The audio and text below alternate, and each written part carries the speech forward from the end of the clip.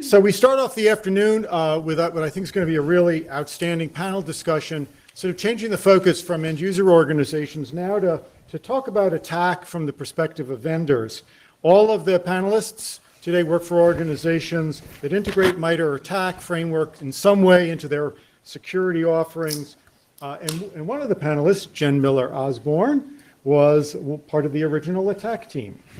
So it's Old Home Week.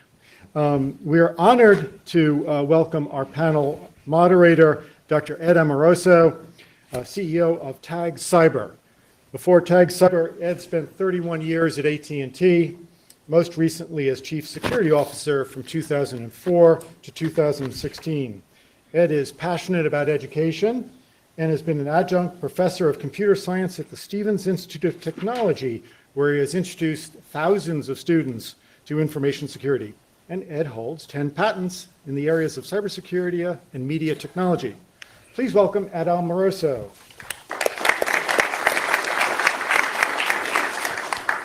So, welcome. I'm not going to do much talking, but I want to tell you a story, and then we'll introduce the panelists. So when I was a little kid, maybe age 5 until about 10, my parents would have this visitor come to our home. It was the weirdest person I'd ever met in my life. And I always thought he was like this crazy wizard type guy that kind of looked kind of funny. And he did iridology, like he would look in your eye and tell you if like your liver was out of balance or something from your eye. And just an unusual guy. And the person was Peter Neumann, who a lot of you know. If you share a generation with me, you know Peter Neumann from SRI as the originator of the risks forum. So whenever I see a nice framework like we have with ATT&CK, we think of Peter, because he's like the godfather of that. I think he was the first one to think, let's try and catalog risks, let's keep track of them. And you heard a minute ago, patents and publications. My greatest publication ever was I sent a risk to the risks forum, and I saw it, and I went, oh my God, I'm like famous. These billion risks, and there's a one-liner that I saw that I sent. I was so proud of that. But I thought you enjoyed it. So in the spirit of Peter, who's still over there at SRI working, welcome to the panel. We're going to hear a little bit from some really amazing cybersecurity technology company representatives. They come from some companies that rely on and use the framework. What I'm going to do, we'll start all the way down with Jen. We'll work our way over. Take a minute or so. Tell us a little bit about yourself and maybe something interesting that we don't know. And then once they get through, we'll start asking. By the way, for all of you, if you want to get my attention, let me know. We're going to do questions at the end, but if something just is making you nuts and you have to interject quickly, we can probably accommodate that. So don't hold back if you really feel like you have to tell us that we're all wet or something. Okay?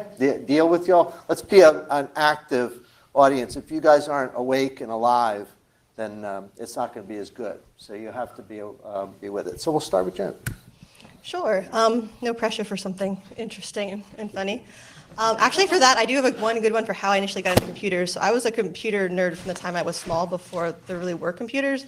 They were the really small, like Mr. Robot kind of things. You had the cards you'd put in, and you had to get the answers right. I remember I was talking to my mom about it before I did a talk at Grace Hopper for a funny story, and she says I did this. I'm not sure I believe her, but she said it would get to the point with some of them where I would get so frustrated if I didn't get it right the first time, the second time, that I would apparently have a meltdown. And I was not a child that really had meltdowns. She's like, I had to sit with you and make sure that you had all the right answers, and then you were fine. And I would do this for hours every day, just keep playing with it. But if I couldn't figure it out, yeah, apparently that was the one time as a child where you just didn't want to be around me so much. And then when I got a computer in high school, I had a brother who was not necessarily as into computers as I was. So I learned a lot about computers because he was always breaking mine. And then I'd have to go back and be like, what on earth did you do? Like deleting files that you needed, like all sorts of crazy stuff. So that was kind of my initial love of doing this, and I love puzzles. Some of you might know I started this, actually, I was in the Air Force, initially active duty. I was actually a Chinese linguist. Languages are another big kind of hobby of mine because they're puzzles, basically. Everything's a puzzle as far as I'm concerned. And then I shifted from there to the government. And then I was there for a long time working on a number of things. And while in the government, they started saying, hey, is anyone interested in this computer thing? that we kind of care about now. And I thought, sure, that sounds fun. Never in a million years thinking this would turn into a career. I joined the Air Force because I decided I didn't like my major, and I went into it to get a career and to do something other than run up bills, basically. And I kind of, I lucked into a career field that I absolutely adore, and that I didn't even exist at the time, but it was very much just kind of a series of happy accidents along the way. So I'm glad to be here to talk to all of you. Jen, you look 18 years old to me. Was your first computer like last year's Mac or something? No, I had some of the original Macs, and I forget what the oldest Windows system I have. I just remember spending a lot of time in BIOS fixing things, a lot of time. I remember upgrading my modem to 54K. That was a big day when I could finally have something like that, right? Yeah, big deal. I remember explaining to my mother that I was not running up our phone bills, talking to people all over the world and all over the country because I was constantly occupying the phone line. And she'd wonder where I'm talking. Oh, this person's in Florida and this person's here. And she's, oh my God, what did you do? Like, our phone bill is going to be absolutely insane. You're in so much trouble. And I was just trying to say, no, it's computers now.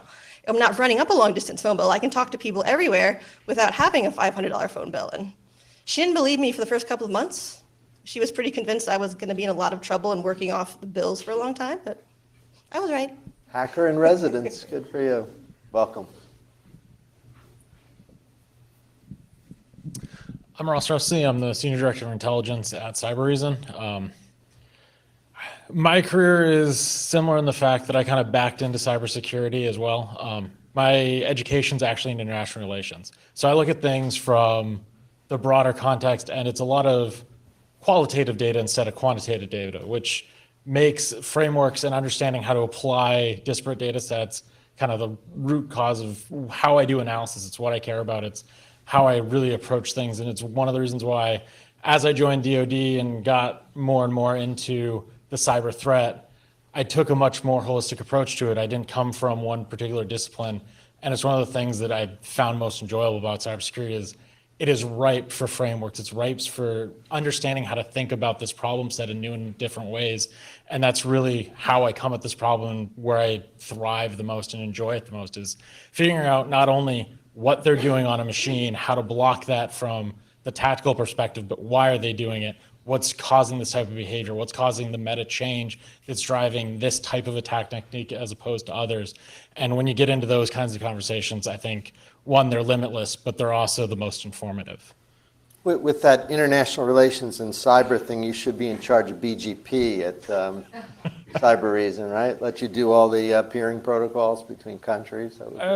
So, I mean, you do metadata analysis at that level. A lot of what we do, we're an endpoint vendor at our core. So a lot of what we're doing is trying to do disparate data sets, try to get at network activity from the endpoint, a lot of different things that way. And then also figuring out how to translate the tactical threat data that you can pull off the endpoint to something that informs a broader risk framework. Because at the end of the day, cybersecurity is about managing risk. And if you can't understand how to make that connection, you're not going to be that successful. Welcome to the panel, Ross. Well, good afternoon, everybody. My name is Devin Kerr. I'm Director of Response for Endgame. And I really see myself as a practitioner advocate because I was a practitioner for years doing like host-based analysis and incident response, but I wasn't always a practitioner. I've had a lot of careers, and I think that's kind of an interesting thing about me. So I've walked across the top of the Tappan Zee Bridge successfully. I've crawled through mines in northern Pennsylvania. I've done all kinds of interesting work that has absolutely nothing to do with why we're here. But I think a lot of the people who benefit from us getting together like this probably do resonate with some of those other occupations, especially in my IR time. Pretty much every vertical.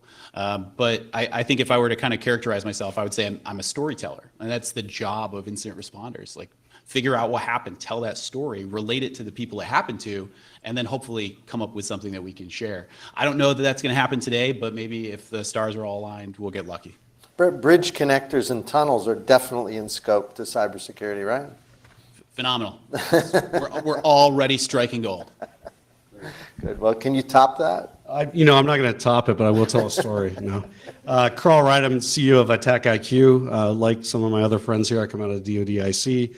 Quick story, in early 2000s, I was speaking at my first conference as a DoD official, as a CISO for the United States Marine Corps. I gave what I thought was a phenomenal presentation on intrusion detection back in the day, only to find out at the conclusion of my presentation, the only question I got was, we're surprised you have computers in the Marine Corps, which we only had 2, but that's okay. The other just interesting anomaly is I ran the largest ATA programming shop in the Marine Corps. Wow. So if you know what that is, you're old. My dad worked on the ATA language project at Fort Monmouth. Yeah. First object-oriented design Yeah, language. good language. Yeah. Never got it done. The person who lobbed the insult, did he realize he was talking to a Marine? Yeah, I was in uniform. Okay, Yeah. took It was some a guts. bigger problem. Well, let's start with the framework. And we'll start then, Jen, because you helped originate.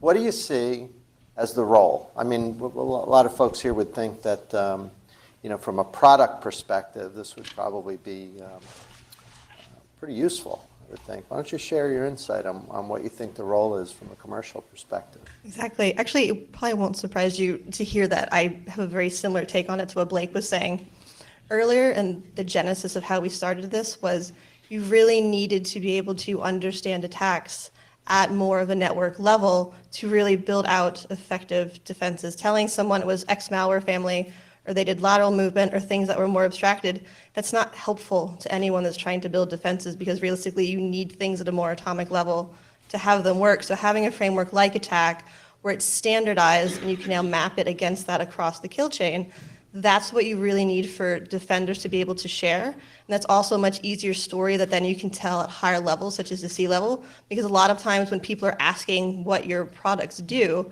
they want to know what you can defend against, especially when they see things in the news about specific attacks or specific groups. That's what they want to hear, that you can defend against. And having a framework like this where you can point to, this is how they did that kind of attack. This was their playbook for it. Here are the spots we can stop things. Here are the areas where maybe there's some weaknesses in the network you can't do. And then when you start tracking these across attacks and across groups, as a number of people discussed earlier, that's where you can start pulling out those patterns, where you can say, so this particular group has these overlaps across almost all of their attacks. So the easiest wins there and things you might want to focus on are the things they overlap the most. And then when you can take that and then also map that against other groups, and both in criminal as well as espionage related, that's where you can really start pulling out the bigger patterns and helping more effectively focus and know where you really need to put in your defenses. Because once you're within a network, there's only so many ways you can move around. You're dependent on that structure. And that's where you have a lot of opportunities to catch things. But without a framework like ATT&CK, you don't have that level of detail to really understand what you need to do and where and the kinds of things that you can look for. If I'm an offensive actor somewhere in Elbonia somewhere working for the Elbonian Cyber Command, why don't I just use this to test ways around it? Why don't I lay it out, hang that nice poster, do my testing, and make sure you won't pick it up? And you can, and that's actually an attempt, and that's one of the arguments about not necessarily making all this open source, but there are a lot of attackers that are not able to innovate that way. One of the goals was sharing all of this data publicly, and a big goal for us, why we publish all of our data publicly in our blogs and we give that away, is because it's what you do with that data that matters. And if you force attackers to innovate, you're going to at some point price out a lot of the people that are attacking you. They're just not going to be as technically capable, they don't have the resources. And that's really what you want to start to do, is you want to make it harder and you want to price everyone out that you can possibly price out. There are some groups that that's not going to happen. They're always going to be well-resourced and well-funded, but they are by far the smaller minority to the threats that we face today. That's such a great answer. Ross, what do you think? So to me, the framework is important for a lot of the reasons that Jen just mentioned, but also it's almost a Rosetta Stone of sorts. And the fact that if it is widely adopted and we can all start talking the same language, it doesn't really matter how you're instituting it, because now everybody's on the same page and you can actually have informed discussions about it. When you're doing detection and prevention, there are a couple kind of big meta categories of which you can do it: behavioral signature, IOC blocking. But at the end of the day, you're all trying to find ways to stop the activity that's being outlined in the attack tautology. And as a result of that, if you can do it, and if you can have those discussions and you can pinpoint where the true pain points are, you can actually start moving the needle more towards the defender side of the house. And really, that's been the biggest problem for cybersecurity overall, is the attacker usually has more time and capability to figure out its way around defenses. And we need to figure out a way to start taking away that advantage. And by doing common conversations, expanding our overall knowledge base, you can start having that conversation and moving things in a more positive direction. And that's really where I view the attack framework as adding the most value, is getting everybody on the same page and having the informed conversations. Because at the end of the day, a lot of these techniques are things we've all been wrestling with for over a decade now. But the fact that there's a unified framework for us to apply to the disparate data sets that we all play with, and now have a unified way of talking about it, suddenly those conversations and the breakthroughs happen a lot quicker and a lot easier. Is it something you use in your day-to-day work at Cyber Reasons? Kind of, I don't know, I envision it hanging on the wall and you guys referring. Is that the way it works? We use it in a couple ways. So one is in the product itself, we use behavioral-based detections. And one of the big problems that we had early on in the product lifecycle was, how do you take things that are very granular, process-oriented data artifacts and present it to an end user so they understand how to action on it? And so we start out with the Lockheed kill chain, and the MITRE ATT&CK framework fills that gap better because it's more granular, it gives more categories of data, it gives a more nuanced view of what's going on, so you can communicate the information better as to what's actually going on in a system. The other thing that I do, because I'm on more of a managed service side, is, we look at it, and as you're doing an incident response, as our managed service offering is monitoring a network, as they see artifacts pop up, they can quickly do the reference and say, okay, this is lateral movement on either side of it. What should we be looking for? How can we drill down and make sure that we get the full breadth of this? And it provides that common framework, especially for the new people that we're ingesting in the stock that might not have the same level of experience. It's an easy way to bring them on board and get them talking the same language so they get caught up and up to speed a lot faster. That's cool. With Lockheed across the street, you have 90% of your frameworks on the same city block, right? Yep. Better not have a problem in this area. We'll all be in trouble. So, Devin, what do you think? So I think attack is about comprehension. Before all of this, like, how did we manage knowledge? It was localized. It wasn't really shared. And I think that one of the things that's really important about attack and how it's being used today is there is more information today than ever before about threat behaviors. There's more people talking about it. The technology's evolved even just since a few years ago, just dramatically. But it's not stopping. And it tells us that there's another piece that's actually really important, and it's how we talk about it. It's how we categorize these things. It's how we develop comprehension and how we share comprehension.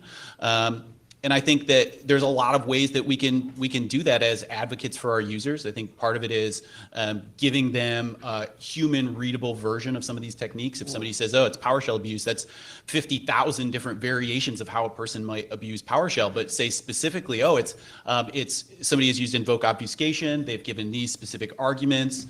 We can go look for that. That gives us comprehension, or at least it gives us the start of comprehension. And the more information we gather, the more we categorize, the bigger we build that story, the more details we can add, we can start to derive some pointers to the future. Maybe not, oh, they've done X and Y, so I can predict that they'll do Z next. But maybe it's, hey, we've categorized these things, and each category speaks to an adversary objective. We know that they have completed at least 5 of their objectives in this course, this left to right chronology, and now they're going to do one of several things. We have suddenly narrowed the scope of what they might potentially do, and I think that gives us a better strategic advantage. It gives us tactical choices that we might be afraid otherwise to make, and that wait and see approach is unfortunately what led to a lot of very expensive breaches that I was part of. Yeah, that's excellent. No, I like the idea of comprehension as being one of the goals. So. Share. Yeah, so let's take this up a level. Whether it's 85 billion or 91 billion, people are spending a lot of money on security, but the number of breaches we have are going up year over year, no matter how much we're spending. So I think the real important aspect of an attack and its timing is a quantifiable way for us to measure that spend to understand whether our security programs are successful or not. So a good example, and A few years ago, the FBI came out with a study that said for every dollar an adversary spends, you spend $100 to defend it. So that's asymmetric warfare. And so how do we, like Jen said earlier, shift the burden of the cost of the attack back onto the adversary and focus on the things that we need to. The other thing I want to point out real quick is we're talking about a lot of advanced adversaries today in these discussions. And while that's highly interesting, and certainly to the geeks in the room it is, the reality is when we take a look at all the breaches of 2017, take a look at the DBR report, things of this nature, these were protection failures. These were security controls that corporations and government entities had bought that were not properly configured. As a result, the adversary took advantage of it. It wasn't some super stealthy secret TTP. It was, wow, you left your S3 bucket open. Maybe I'll do something with that. And so we got to get back to the basics at some level here. You bought all this stuff. Why don't we use attack to measure and test that? And I pulled some data last night off our SaaS cloud of thousands and thousands of TTPs that customers were running against their production infrastructure. And it's kind of shocking when you look at these protection failures over the last 24 hours of different TTPs that enterprises were running. It kind of gets back to the basics. Most of them had deployed antivirus. Most of them had deployed some level of EDR that was probably misconfigured. And a lot like Vuln back 10 or 15 years ago, where we had lots of operating systems, maybe it's a good idea to patch them. Well, it's also kind of a good idea to use attack to see if all the things that you've deployed and have operationalized are meeting and exceeding kind of what your assumptions are back to your security policy. That's awesome. Awesome.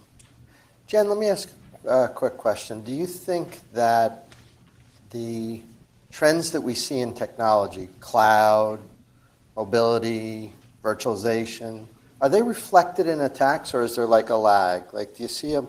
You know what I mean? Like if we'd gone back and looked at an old, like one of Stu McClure's books from the 90s at all the attacks, like in maximum security, we read them and they're all Windows attacks. What's been that progression? Like, you see cloud, for example, as being a big theme now and into the future? Or how does that all work? Cloud's definitely becoming a big theme, and it's a natural follow-on, because if you had attackers that were targeting your networks to begin with, shifting to the cloud isn't making the attackers go away. They're going to follow you to where you're shifting your data and your infrastructure. Do they follow or do they lead? Excuse me. Like, are they there already, or did they kind of watch us? In some cases, you could argue, I would say for some of the advanced ones, are going to have been there already, because it's been a long shift moving into a virtualization direction, and that's been going on for a number of years now, so it would make sense there's been research into that area. But in a lot of cases, for a lot of attackers, they don't need to be that advanced, right? A lot of simple things still work. I don't need to focus on your cloud instance specifically if I can get legitimate credentials to log in and then just be the person and do what I want in your cloud instance. And that's the easiest way for me to get in. Like, I can spearfish someone, I get their credentials, I now have access to everything they had access to in the cloud. And we still see a lot of those types of attacks because they work and they're simple. And you're not going to get people to spend a ton of time and money and resources on these cool one-off attacks and techniques if they don't actually need to use them. Interesting. It's a waste of time and money. Maybe something for everyone. Anybody seen anything really, really bizarre in cloud? Like any scenarios that you looked at and thought that is either creative or frightening or new or insane? Or Oh, well, I've got one that's actually, What's a good one? that's both, I think, technically rich and also frightening. So maybe it'll satisfy this crowd. So if we want to tie it to attack, we're going to start with spear phishing. And it's a link that would basically enable me to take over someone's cloud application, like their G Suite. And it's OAuth exploitation. It's been around for a pretty long time. It's a function of an intended protocol. And for those who aren't familiar, it's simply just a way of enabling you to use, say, like your Google, Twitter, Facebook credentials to access other applications by delegating that access. And it only gets frightening when an adversary says, oh, I'm going to send a user a link, tell them that they need to delegate me access to this, and then use social engineering to convince them that that's true. And then when they click on it, nothing happens. the user goes to their inbox, they've authenticated successfully, they go about their day, they're like, oh, cool, I guess they have access now, and I've got access to this whatever coupon sharing thing. But then that adversary can pull whatever data they want from that cloud solution. They could pull email, archived or deleted. They could pull images. They could access spreadsheets, documents. So if you're using, those type of services for, like, say, document collaboration, they would have access to drafts, comments, et cetera. So it gets frightening when you start to see threat actors take advantage of that. And we know that at least specific Russian threat actors have abused OAuth for these purposes. And because it's an exploitation of a feature and it's working as intended, it's not going to change. The weakness will continue to be human beings who have to apply scrutiny to those messages, whether they're delivered via text message or something else. And the reality is those messages can come from almost anything, QR codes, embedded images. Like we can get really creative with how we deliver the payload. And then once the user has delegated that access, we can just take advantage of that almost indefinitely with very little evidence that is exposed to the user unless they really want to dig deep. Yeah, question for you, Ross. I know you guys in your intelligence shop deal with ransomware attacks frequently. It's probably the number one thing that people think about, certainly in a popular context that comes up a lot. Any thoughts on that? Is that really becoming a pretty big vector here? And it seems frightening. I don't know, it seems like the possibilities are scary. What do you think about ransomware? Ransomware is one of those things that I think we've seen a market shift in the last year or so. It used to be very consumer based. It was a spray and pray model. You're going after grandma's computer. Hopefully you'll get $20 out of her. But it was a market share game. If you get enough grandmas to pay you $20, that's still a pretty good revenue stream. This is one that I think the cybersecurity community got right. There's been a lot of freeware and effort devoted to neutering ransomware, whether it's decrypting it or preventing execution. There's a lot of tools and utilities out there to kind of take the sting out of ransomware as a category. And we saw a market shift as a result of it, and you see more targeted ransomware attacks. They're going after networks that are particularly vulnerable. Either they're under-resourced, so the public sector, school districts, town halls, those types of things, or manufacturing and people who have very large IT, OT environments that are particularly vulnerable because they have very unique setups, and a ransom attack would be very costly for them from a business case perspective. And so that shift, I think, really started in 2017 in a large way, and we're seeing that continue. And the target attacks to me are more terrifying because those strains tend to change quickly. They tend to be very targeted, and the defenses that a lot of these networks have in place are under-resourced. It's a lot of the public sector. It's a lot of the services that we all rely on a daily basis without really knowing it, and they're just openly vulnerable to a lot of this because they don't have the IT spend. They have other resource restraints that they have, and they're always the ones that are going to be caught in this. And the attackers have figured this out, and this is where they're going. Yeah. Carl, any thoughts on any of these topics? Yeah, I mean, we certainly see the more targeted attacks specific to like healthcare as an example. You have the haves and the have-nots. Large institutions have large security teams and budgets and are thinking about these and defending these. And like you've said, is they'll go after someone who does not have necessarily the security teams or the resources in place to combat this. So, that I think even makes attack more important. If attack can go down market and some of the medium to small enterprises can start leveraging it to actually get a better sight picture to what their capabilities are so that they have a framework to better talk to management, to make resource allocations. I think that's the biggest challenge we see in the mid-market and the lower enterprises, their inability to sell management on why they need to have this security solution or that other one. I think attack provides a great framework for them to be able to do that. Yeah, I think the framework is a good way to navigate those issues. A question, Devin? Your point? So I was going to say, one of the things about ransomware that's actually really, I think from my perspective, kind of annoying is that ransomware as a phenomenon, it started out targeting us as individuals. Who are these people and will they pay up? And unfortunately, there's just a lot of targets in that ecosystem that are not going to pay up. So we did absolutely see a shift to hitting enterprises, but enterprises have solutions that I think we as individuals may not have in the form of things like disaster recovery. And so that adds a lot of risk for a threat actor. What I've observed lately is kind of a shift from ransomware to coin mining. And the phenomenon of coin mining itself is pretty benign. In fact, there's a bunch of websites that you probably go to routinely where in their terms of service, they actually say, oh, while you visit to help pay for that, we are going to have this inert object kind of chewing away. And as soon as you leave, it's going to stop.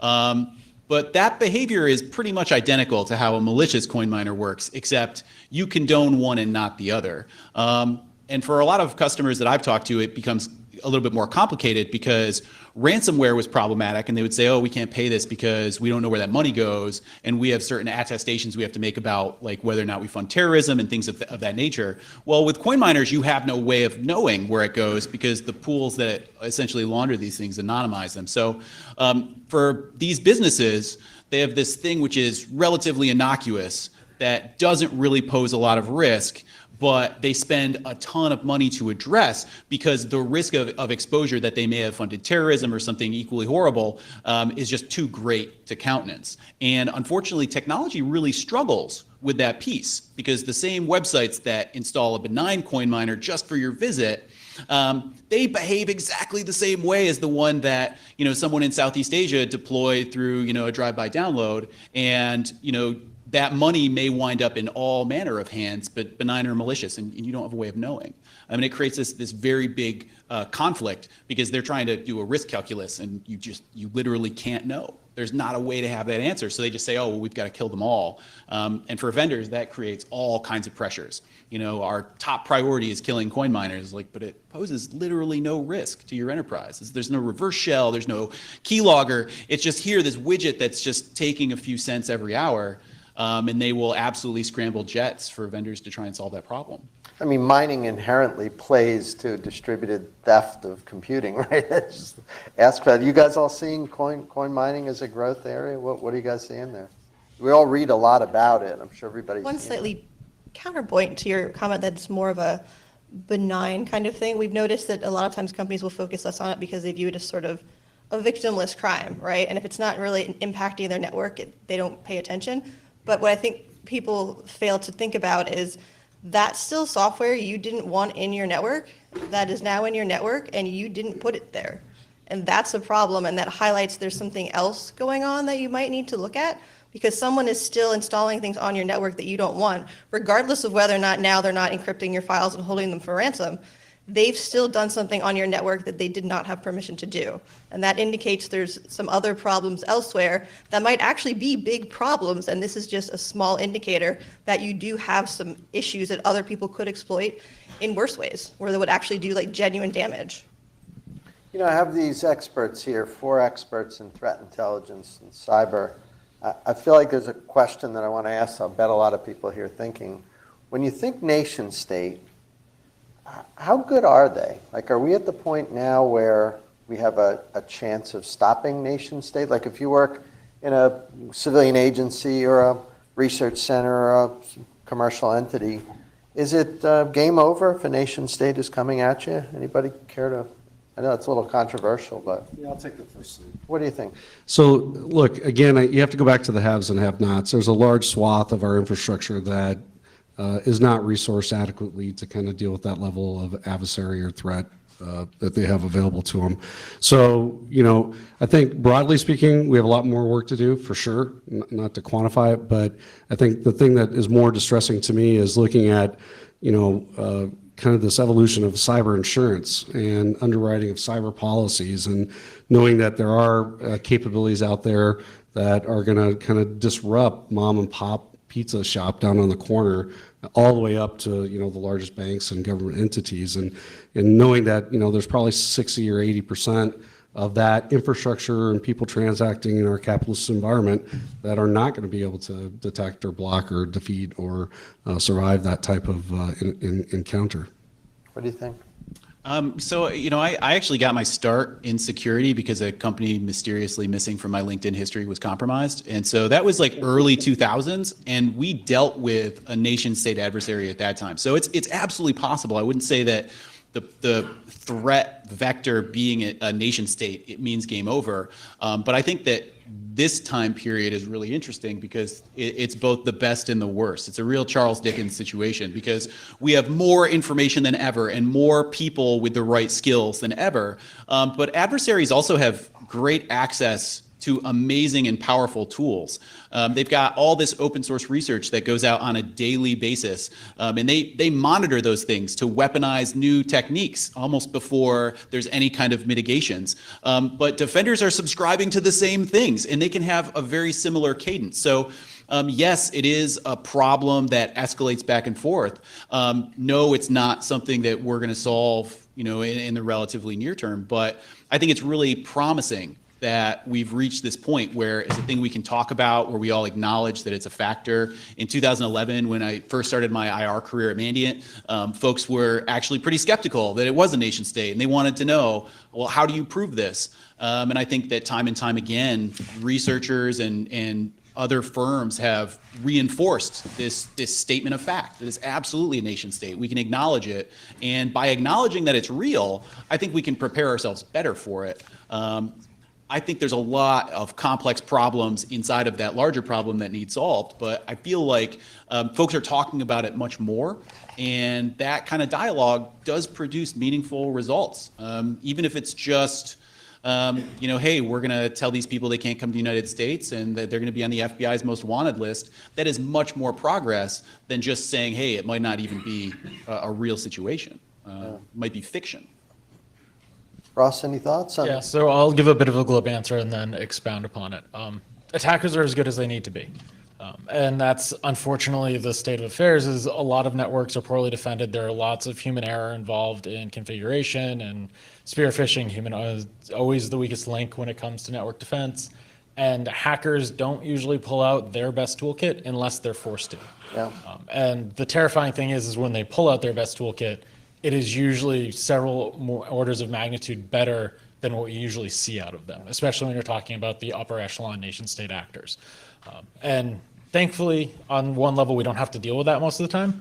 The trench warfare is usually a much lower capability, one that defenders have a chance of fighting back against, but at the same time, that's a double-edged sword because we're not seeing that advanced capability because they don't feel they need to roll that out. And when you look at the number of breaches that we see, even in federal networks that are supposed to have the best technology and the best threat intel feeding into them, outside of some very kind of classified enclaves, you see a lot of threat actors running rampant through federal networks on a regular basis. And that, again, it goes back to the asymmetry of attack and defense. The attackers have the time and capability when you're talking about the upper echelon to get around just about any technology you put in a network. If they're focused enough on that, they can subvert it. But there's a lot of that lower tier that you can price out of the market, that you can do kind of rising tide lifts all boats type of cyber defense and make it more difficult and drive actors to have to be more specialized, have to make them roll out more capable tools, and then you can really start combating the problem because once you're forcing them to use their A game, you now know what you actually are fighting against rather than playing against the C team and wasting your time on those types of attributes. What do you think, Jen? I just have one comment because APT is kind of one of my words that irritates me. Because when you say that and you sign it, people tend to just say nation states are all APTs, and in a lot of cases they're more PT than they are A. There's a very, very small subset that are actually legitimately advanced, that are real threats, and when they target you and use their A game, it's actually a compliment because they had to, and you require that level of attention, so you're actually doing security much better than a lot of other people. But just because you can say it's a nation state does not mean they're at all good at what they're doing. No better than, there's plenty of criminal activity that's better than a lot of what people call APTs. Anyone have any questions that they'd like to jump up and ask the panel? Great. Why don't you come on up? Sorry. Just name, rank, and serial number, and then question. Seth Brunt from UK. Just how are you using the attack in your companies, and what's the penetration into the cyber operations function? What across the company? Yeah, I mean, well, certainly we use it internally. What we did was we built an entire product around attack to basically codify all the TTPs and be able to leverage adversarial simulation to validate security controls, people, and processes. So we use it on a daily basis, but I mean, the genesis of our product is basically to codify the entire attack framework into it. Yeah, I mean, I think we try and express attack in our interface when any type of detection is present. So when we've detected a thing, we give you the human name of it. We also give you the MITRE information. We link to attack in case you need to go and actually dig into how the technique was used. That way, we're not essentially like cloning the entire threat matrix and trying to maintain parity with it. We'll refer you to kind of the source of truth. We've released tools in the public that we use for unit testing, like Red Team Automation. Please forgive the name. It's, again, it's a good sentiment. But tools like that say, hey, I'm evaluating this technique and these variations of it. What did you see? And I think that gives analysts and folks who are evaluating the platform for visibility something they can go back with and say, oh, yes, this is a technique we care about. Maybe we have an internal cyber threat intel group that says our primary adversary uses this technique. Whatever they're using to make the techniques relevant, we want to make sure that our platform helps them to kind of maintain that comprehension. It doesn't necessarily give them the knowledge of all the variants, and certainly not all the variants may be known, but it's at least something that helps them to have common language with leadership, with other members of the company and other members of our community. Excellent. Any other comments on that one? So we've actually adopted attack pretty heavily.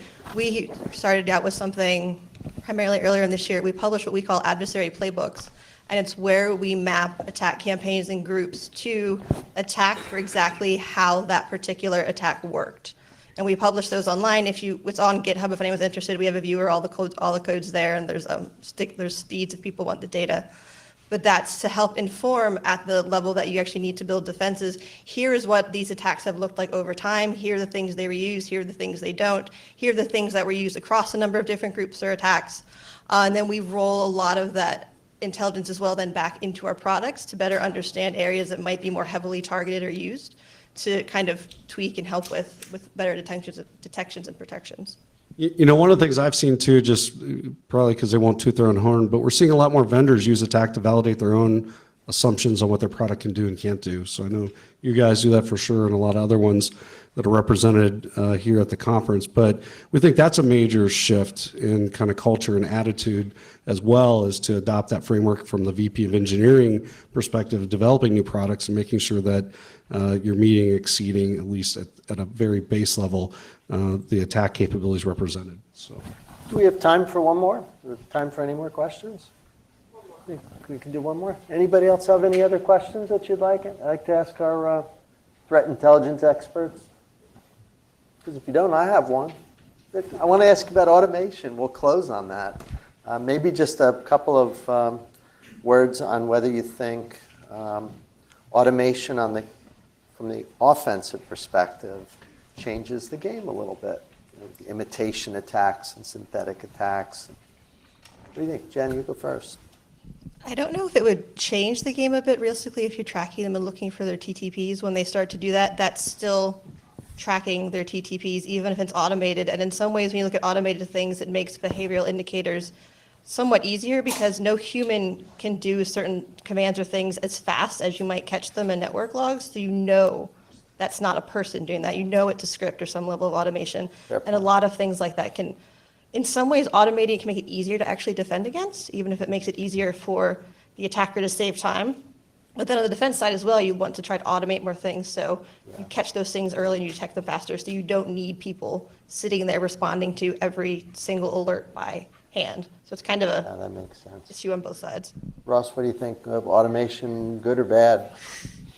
Complicated. The second a network's breached, you're in a race condition.